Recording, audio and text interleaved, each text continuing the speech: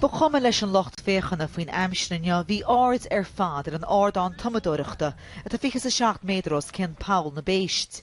Tógann sé 3 second an na Tumadh Ailtreachaí seo an tuisce bhaint amach, mar go mbíonn luas 100 km san uair fuaimh neart misneach gan doubt. Tá sé gearan beganín faoin saoire atá agan ach nach ionntach an áite, nach ionntach chuil an Paul seo, chuil an seo le fad an lá. Bhíos ag muintear ára gráis an seo ach anis tris ag an dain ar fad go bhfuil Paul na bPéist an seo. Se den 3 bliain an trá damhanda bheith ar siúd ar Hinnis Mór agus tarnaíonn sé na mílte ag an ócáid agus na dhíos sin féin. As rúmar míteach go nilena, ní bháin len lá an ócaid a tarlú, ach tá daoine ar fud an dain brenn ar an ócaid se ar líon agus ar telefís, sa bheice siad nilean agus súga go dtucha siad a teags, go bheice siad Paul na bPéist agus nilean ar fád go féin.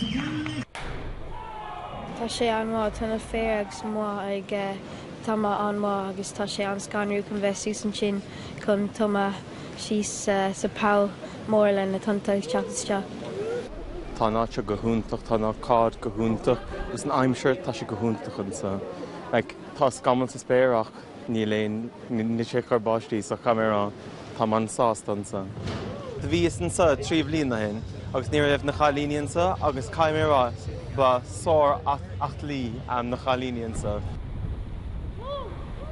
Sé Gary Hunta sasanna a ghrú i ríiste mbliana, agus sí rian ifland ón astráil a thuglathe críomh na man in Nora agus i ríiste mbliana. Túair na hamathirí seo ar an burtigén, chamála Texas Verica agus an Tiléis na mianaí amach rún.